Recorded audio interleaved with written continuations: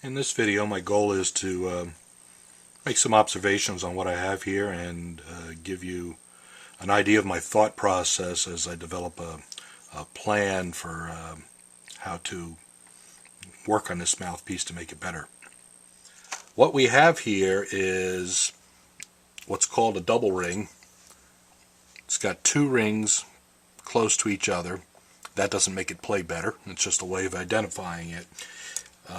I'm not an expert on all the link models. There's a lot of information on the web. If you go to mouthpiecemuseum.com, there's a chart there that you can travel through, and going through all the decision trees here can lead you to where it says that this particular model is a Florida double ring. Now, this chart doesn't have all the variations of links that are out there. I've made some pencil notes on it. I believe some say there's 2 or 3 different series of Florida double rings, and this is probably a series 1 because I've heard someone mention if it has a serial number on it, that's what it is. The font is stamped on the table on this one. The other observations, he used some kind of a tape on here for protection because the bite plate is gorgeous, original, no marks on it. I don't believe this has been refaced at all. The plating, I would say there's a silver layer under the gold. Usually, if there's nickel under the gold, the gold can be rubbed away and you'll see the shiny, silvery looking plating, but it's real hard and it doesn't wear away, and that would be nickel. But since this is down to bare brass here, you can see kind of gold and then a little line of silver and then the bare brass. And that's only on one side. The rest of this has all the gold plating pretty much intact. I think maybe, I don't have the ligature that goes with this, but I believe that maybe the ligature had a sharp edge on one side, and every time it went on and off, or the mouthpiece cap, there's been some chafing on the side here. Or it could have been damaged and somebody years ago tried to, use sandpaper on it. I don't know the history. It has been dropped. There's a little dink right here. Usually when there's a dink from a drop, it hits and it goes this way, and you can find a corresponding dink on the tip, but I don't see anything on the tip, so we got lucky there. I doubt it's been repaired, but if they did, it looks original to me. You can see a little stripe down the middle here where the two halves, the way these were made, the two halves were cast and then they were brazed together. They do a similar thing to the modern links, only instead of casting them, they're power forged.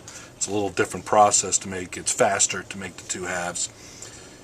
I was trying to look for some dimensional difference in here, but I'm having trouble coming up with anything that's uniquely different about this compared to modern links. They seem made a little more symmetric. I thought they had a smaller chamber in there, but I can't verify that.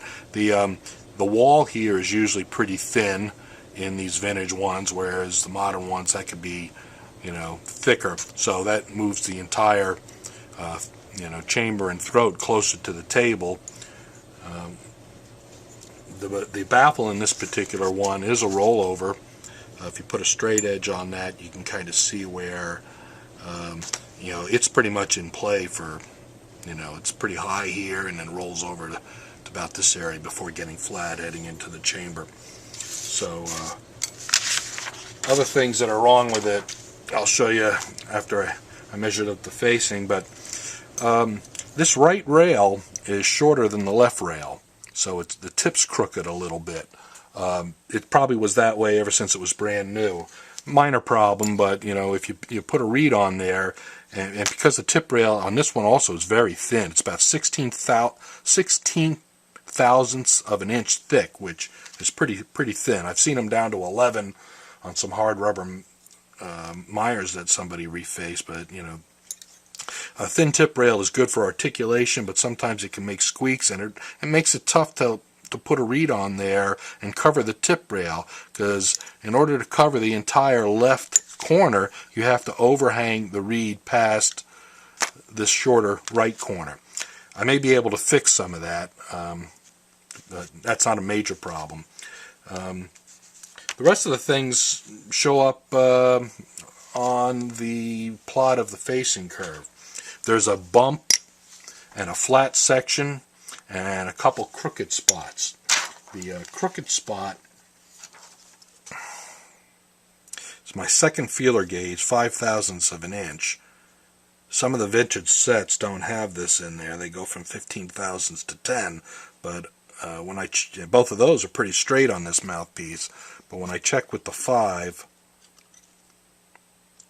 it goes downhill just a little bit, and minor stuff, so that when the reed closes, maybe there's a little puff leak of air out there, but it's something that we can fix. And just fixing that, you won't notice any difference, but when you fix that along with a number of other things, you'll end up with a better mouthpiece. Okay. The facing length is 48, which is a little longer than some lengths. Most of them are more or less around 46 that I've measured. This goes all the way down to 48 and a little over. The tip opening is .104. It's a 7-star. If you look it up, it's 105, so that's really darn close. And with a thin tip rail, you get the same reading whether you're inside or at the very tip. Sometimes, I believe the charts are based on the very tip, and most refacers measure inside the tip rail, so it's more common to measure 102 or 103 for a 7-star link. Okay, let me show you the facing curve that I measured earlier on my PC. I have it plotted. If you've watched my other videos, you know that the orientation of the mouthpiece is in this direction. This is the tip opening. This is the tip rail. The flat table is up in this area here. So it's an exaggerated facing curve. And what I have on here, this is that second feeler gauge with an exaggerated crookedness from the left and right rails. And the next thing I have on here as a defect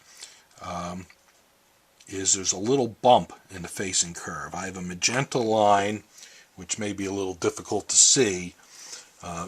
These red numbers are another indication of where that is. It's in my 17 and 26 thousandths feeler gauge, which is around my 26 to 32 on this scale.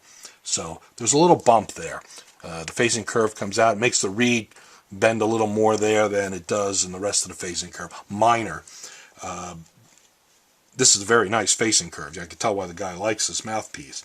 I can fix that too. There's some other minor crookedness. Down here is a flat spot, and that occurs pretty close to the tip, and that's something that